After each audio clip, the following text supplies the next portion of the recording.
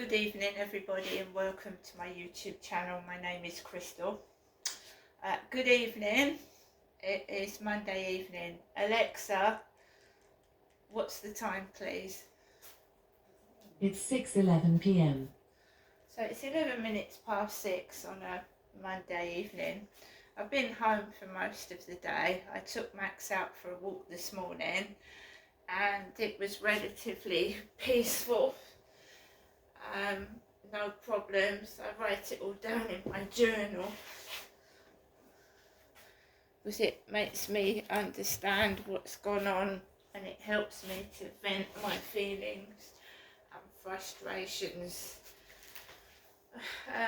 So yeah, we had an oxygen container in the communal area this morning. I don't know if that's still there now. It was this afternoon. A dirty oxygen container. I've got my repeat prescription. I was worried about that. So if I'd have gone up to see my mum, I wouldn't have got my repeat prescription, but that came. And at 2 o'clock I took Max out for a walk again. And there was a guy smoking a vape pipe on the field, blowing the smoke out of his mouth. It was like a dragon's breath. And I stayed clear of that. There was a guy behind the fence wandering about with a big stomach in his pink t-shirt. And just all blokes on the field this afternoon.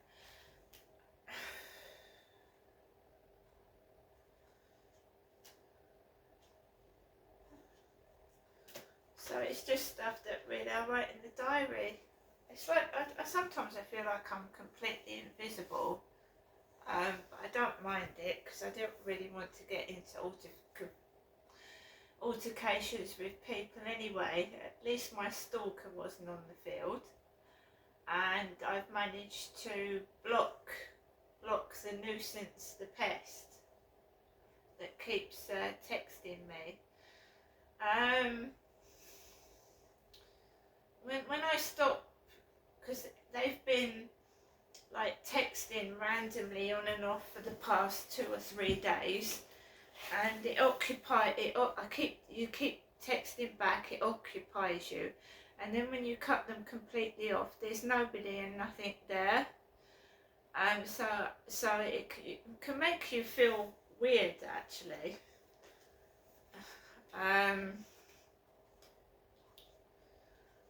So I just get my mum ringing like she usually does, but I'm not recording it because she's my mum, and that's the end of it.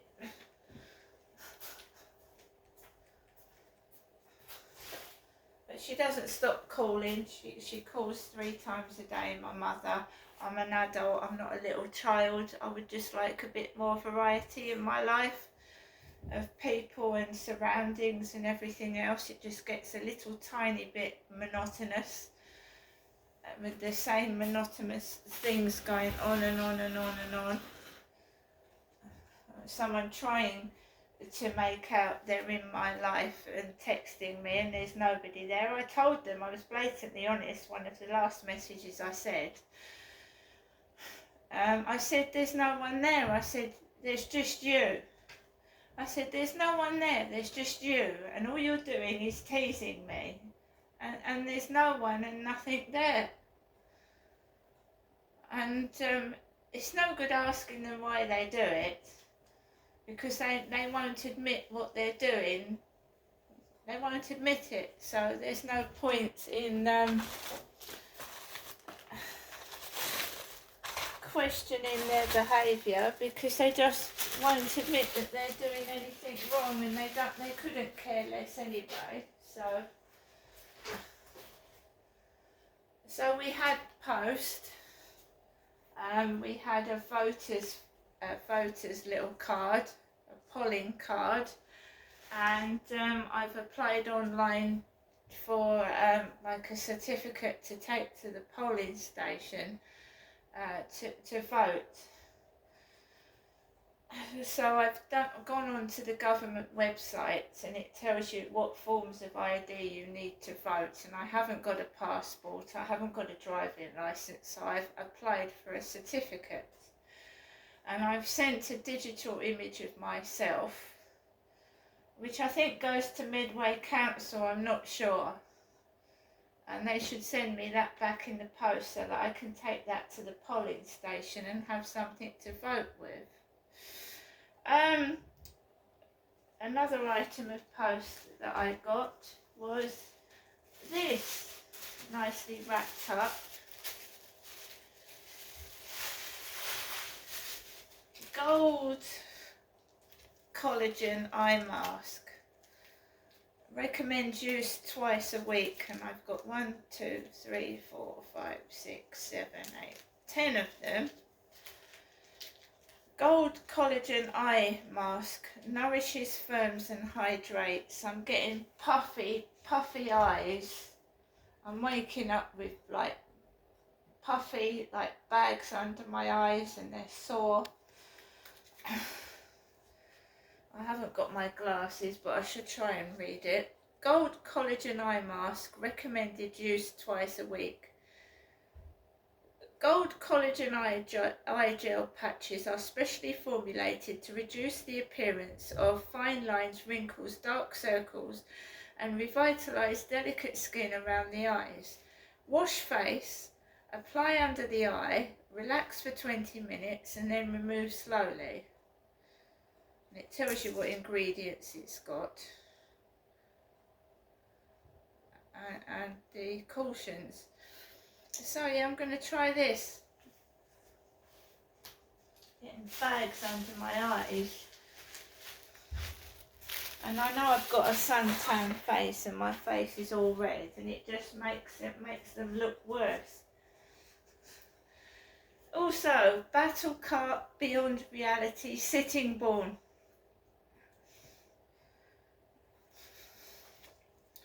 Forget bowling or the cinema. Experience the ultimate fusion of karting and gaming at Battle Cart.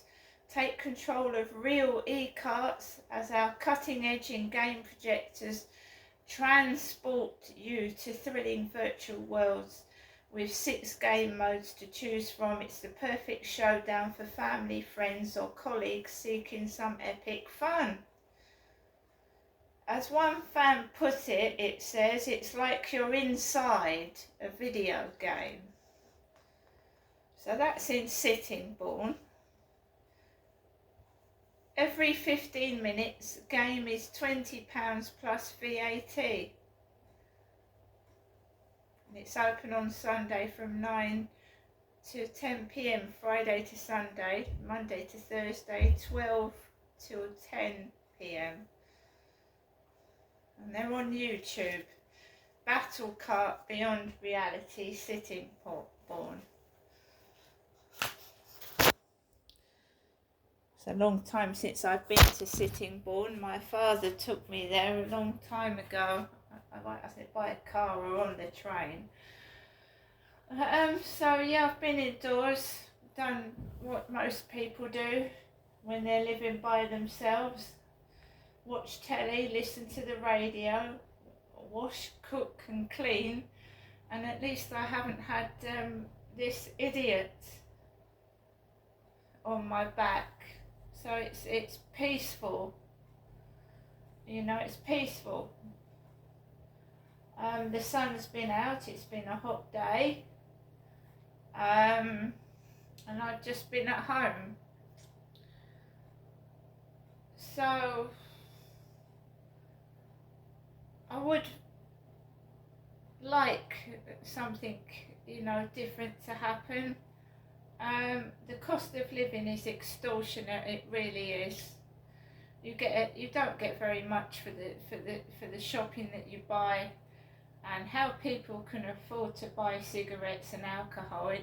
I don't know, because everything is expensive.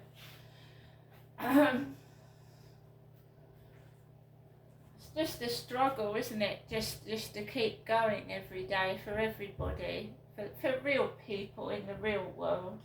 not the super rich and the super wealthy.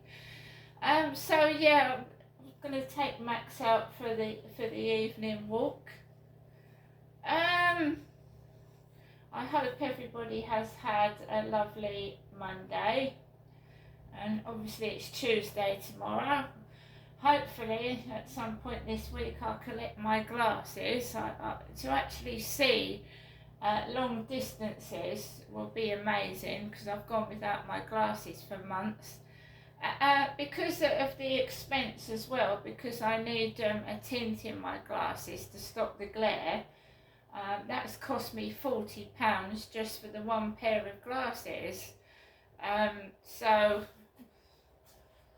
I've had to make an appointment to get to these glasses fitted, as you do. And I'll probably have to go through the same thing as I did when I had to go and have my eyes tested, wait in a small little shop.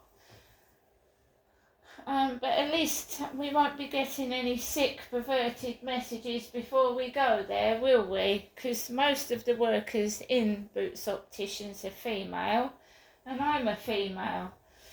Alexa, LBC Radio.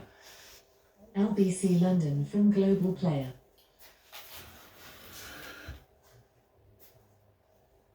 Managed to park over 2 bays. We must say, have you had your Weetabix? Taylor and ink. Get yours in a blink, and for less than you think, at cartridgepeople.com. For unbeatable prices. Cartridge People. Printing sorted. See online for our price promise. Leading Britain's conversation. LBC tonight with Andrew Marr.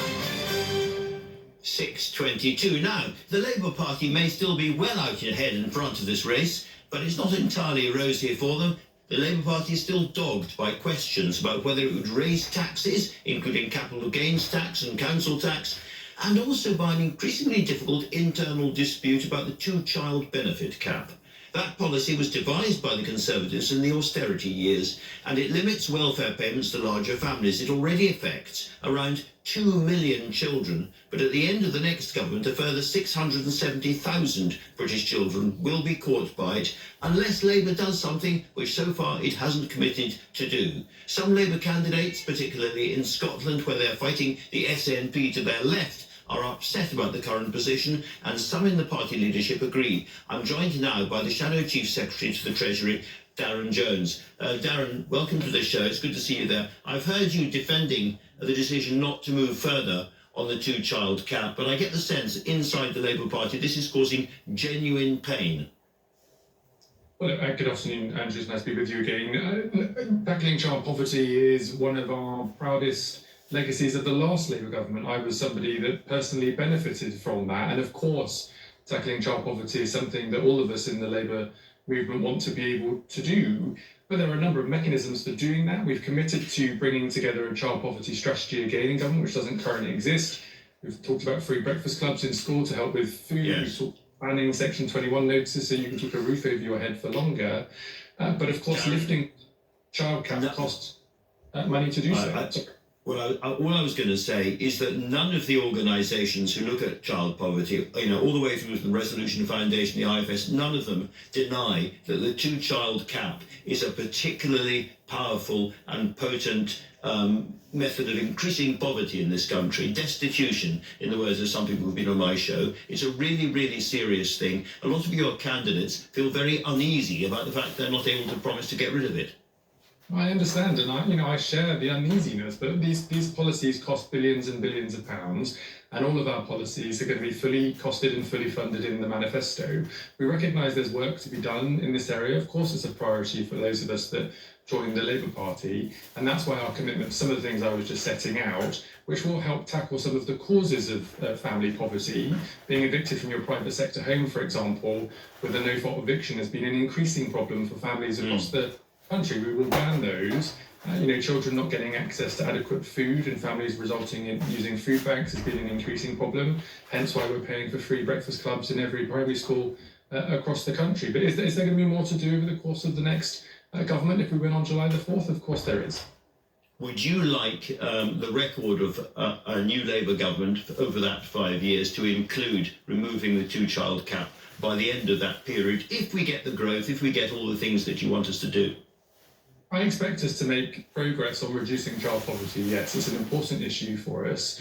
And of course, as I say, there's a number of different methods for being able to do that. And we hope that our focus on growth in the economy will mean that with time, there'll be more money available for the Chancellor to be able to spend on these types of priorities. And of course, we hope to be able to do that more widely in the future. But the economy that we will inherit at this election is the consequence of 14 years of the Conservatives failing in managing the economy, and we have to deal with the world as we find it, not as we would like it to be. So you can't even tell me that removing this wretched two-child cap would be an aspiration for the first government?